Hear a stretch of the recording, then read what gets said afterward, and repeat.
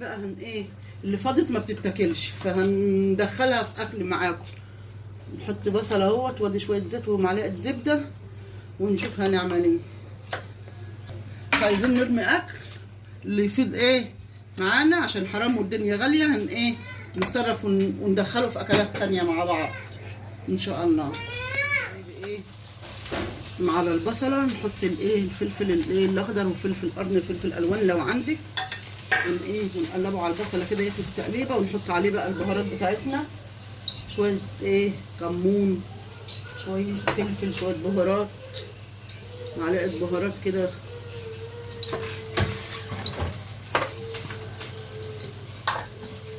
معلقه فلفل اسمر،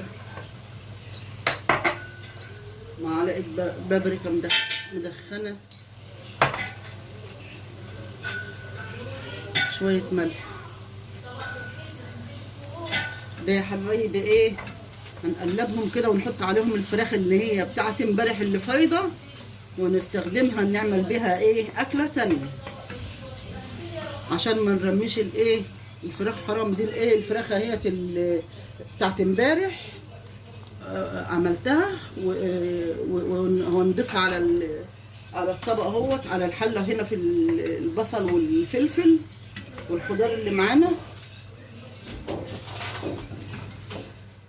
بنفرد في الجلاش طبعا، حتى لو هو مقطع كده ولا بيأثر في اي حاجه، وبيطلع زي الفل وقطعه ما فيهاش اي حاجه.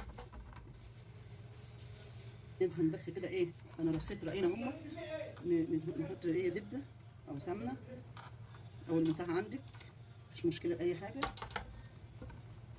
ونرص ايه طبقه ثانيه، نرش سمنه كده ونعمل طبقه ثانيه من الجلاش. طيب ايه حطينا كده ايه على الحرف، ونحط دلوقتي ايه الحشوه مع بعض.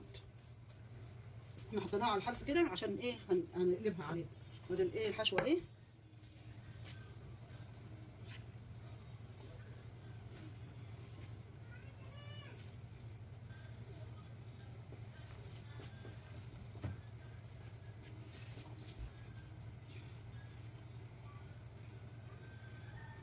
حطينا الحشوه يا حبايبي اهو.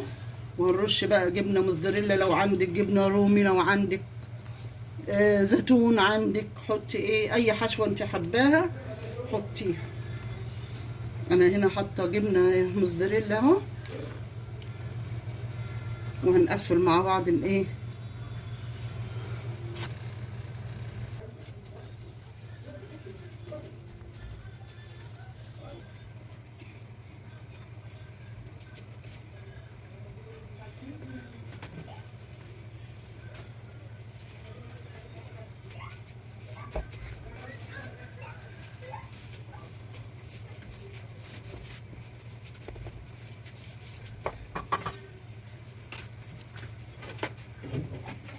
عشان ايه نبتدي نقطعها مع بعض.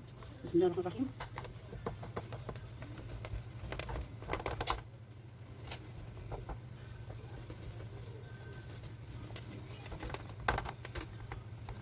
وهن ايه نرش شويه سمنه،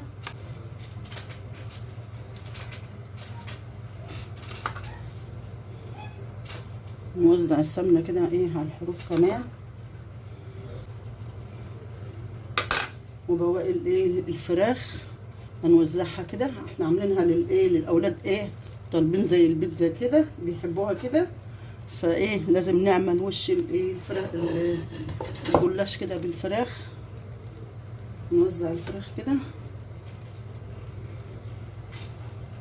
فتعجبكم ان شاء الله، تجربوها وبالهنا والشفا للي ياكل. ده ايه نحطه كده